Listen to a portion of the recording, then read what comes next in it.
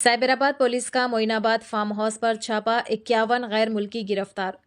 रंगारेड्डी जिले के मोइनाबाद में चिवेला संबली हल्के के तहत वाक़े SK natural retreat farm house पर साइबराबाद पुलिस ने छापा मारकर 51 अफराद को गिरफ्तार कर लिया, जिनमें नाइजीरिया और युगांडा के शहरी भी शामिल है। ये कार्रवाई एक मंशियात से भरपूर सालगिरह की तकरीब के दौरान की गई। इत्तलात के मुताबिक ये पार्टी युगांडा के एक शहरी की सालगिरह के मौके पर मुनक़िद की गई थी। तकरीब में तकरीबन 50 अफराद मौजूद थे, जो मुबैना तौर पर नशावर अशिया के इस्तेमाल के बाद नीम बेहोश हालत में पाए गए। इत्तला मिलते ही तकरीबन 100 पुलिस एहलकार मौके पर पहुंच गए। छापे के दौरान पुलिस ने शराब की बड़ी मकदार और ममनुआ मंशियात बरामद की। तमाम गिरफ्तार अफराद के ड्रग टेस्ट कराए गए, जिनमें से कई के नताइज मुस्बित पाए गए। चैनल को लाइक करें, शेयर करें और फॉलो जरूर कर लें। రాత్రి మొయినాబాద్ మండలంలో బాకారం విలేజ్ లిమిట్స్ లో సంజనా ఫామ్ హౌస్ అని ఉంది. ఇప్పుడు ఇది చూస్తున్నది. దీంట్లో ఇల్లీగల్ యాక్టివిటీస్ జరుగుతున్నాయని చెప్పి ఇన్ఫర్మేషన్ రావటం, అప్పుడు రాజేంద్ర నగర్ గవర్నర్ ఫోర్స్ కొంత మొబిలైజ్ చేసి ఎస్ఓటీతో సహకారంతో ఇక్కడికి వచ్చి రైడ్ చేయడం జరిగింది. దీంట్లో ఇక్కడికి వచ్చిన తర్వాత మొత్తం 51 మెంబర్స్ ఉన్నారు. దాంట్లో 37 మెంబర్స్ ఉమెన్ ఉన్నారు, 14 మేల్ ఉన్నారు. ఈ 51 మంది కూడా ఆఫ్రికన్ కంట్రీస్ సంబంధించిన వాళ్లే ఉన్నారు. ఇక్కడ వాళ్ళు ఎవరు లేరు. దీంట్లో ఎక్కువగా 34 మెంబర్స్ ఉగాండా వాళ్ళు, కెన్యా, లిబేరియన్, తర్వాత క్యామరూన్, ఇట్లా డిఫరెంట్ కంట్రీస్ నుంచి ఇక్కడ వీళ్ళందరూ ఐడెంటిటీస్ అయి చూడటం జరిగింది. వీళ్ళు ఇక్కడ బేసికల్గా ఒక లిక్కర్ పార్టీ ఆర్గనైజ్ చేస్తున్నారు.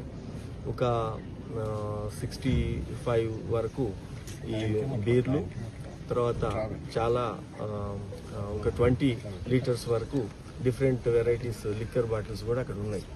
వీళ్ళు ఎవరు కూడా ఈ పార్టీ ఆర్గనైజ్ చేయడానికి పోలీస్ పర్మిషన్ కానీ ఎక్సైజ్ లైసెన్స్ పర్మిషన్ కానీ ఏం తీసుకోలేదు. ఈ దీంట్లో అదే వయలేషన్ దాని కింద, సౌండ్ పొల్యూషన్ దాని కింద, వీటి మీద ప్రాథమికంగా ఇప్పుడు మనం కేసు రిజిస్టర్ చేయడం జరుగుతూ ఉంది.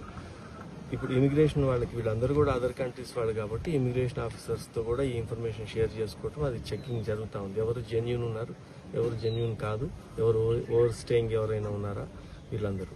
దీంట్లో ఒక 12 మంది డిఫరెంట్ యూనివర్సిటీలో సంబంధించిన స్టూడెంట్స్ కూడా ఉన్నారు.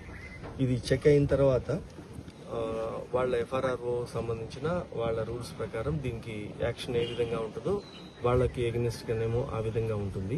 ఈ ఫామ్ హౌస్కి మీద అతని యజమాని వీళ్ళ మీద ఈ ఇల్లీగల్ పార్టీ ఆర్గనైజ్ చేసినందుకు ఒక కేసు అవుతుంది.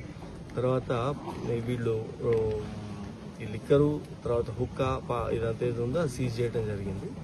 ప్లస్ వీళ్ళు ఏమన్నా డ్రగ్ సంబంధించింది ఏదైనా ఉందా అనేది ఇప్పుడు ఈ ఇమిగ్రేషన్ అయిపోయిన తర్వాత డ్రగ్ టెస్ట్ కూడా చేస్తారు వాళ్ళకి. దాని తర్వాత దాని రిజల్ట్ని బట్టి యాక్షన్ తీసుకోవడం జరుగుతుంది. ఏమైనా దొరికాయా సార్? డ్రగ్స్ కానీ, గంజాయి కానీ ఏదైనా పదార్థాలు? ఏం దొరకలేదు. బర్త్డే పార్టీలో లిక్కర్ అయితే విజిబుల్గా ఉంది. ఇప్పుడు అది కూడా చేస్తారు. బర్త్డే పార్టీ ఎవరు సార్? మామ అని ఒక అమ్మాయి, ఒక లేడీ, ఆమె ఆర్గనైజ్ చేసింది ఇదంతా. ఆమె ఏం చేస్తారు సార్ ఇక్కడ? ఈమె ఇప్పుడు తెలిసిందైతే ఇది ఓవర్ స్టేయింగ్ లో ఉంది అని. ఇంకా ఇప్పుడే ప్రొఫైలింగ్ చేస్తున్నారు వాళ్ళు. చేస్తుంటే వాళ్ళకి కొన్ని గతంలో ఉన్న కేసులు కానీ ఇవన్నీ అవి బయటకు వస్తాయి. అవి చూసిన తర్వాత దాని మీద యాక్షన్ తీసుకుంటారు. మొత్తం 12 మంది స్టూడెంట్స్ ఉన్నారు సార్, ఇంకెవరన్నా? 12 అంటే వాళ్ళు చెప్పేదాని ప్రకారం. ఇప్పుడు వెరిఫికేషన్ జరిగిన తర్వాత కదా వాళ్ళు యాక్చువల్ స్టూడెంట్ వీసాలో వచ్చారా, లేకపోతే వాళ్ళు చెప్తారు నేను స్టూడెంట్ అని. ఇప్పటికిప్పుడు యూనివర్సిటీ దొరకదు. మనం అది వాళ్ళది అసలు ఏ వీసా మీద వచ్చే పాస్పోర్ట్, ఫేక్ పాస్పోర్ట్ ఏమైనా ఉందా, ఇవన్నీ కూడా ఇప్పుడు వీళ్ళు వెరిఫికేషన్లో ఇంకా 1-2 అవర్స్లో 3 అవర్స్లో అయిపోతుంది. అంటే వీళ్ళంతా ఇక్కడ గ్యాదర్ కావడానికి కారణం ఏమంటారు సార్? అసలు ఇంతమంది ఒకే ఇతర దేశాలకు సంబంధించిన వాళ్ళు మాత్రమే గ్యాదర్? అంటే మెజారిటీ ఇప్పుడు దీంట్లో ఉగాండా వాళ్ళే కదా. వీళ్ళందరూ ఒక నెట్వర్కింగ్ ఎలాగో వాట్సాప్ గ్రూప్ లో ఉన్నారు. ఇదేమో ఆన్లైన్ లో బుక్ చేయడం జరిగింది పార్టీ చేయడానికి అనే బహానా మీద ఇప్పుడు వచ్చారు. మనం అది ప్రొఫైల్ చేసిన తర్వాత తెలుస్తుంది. ఓకే.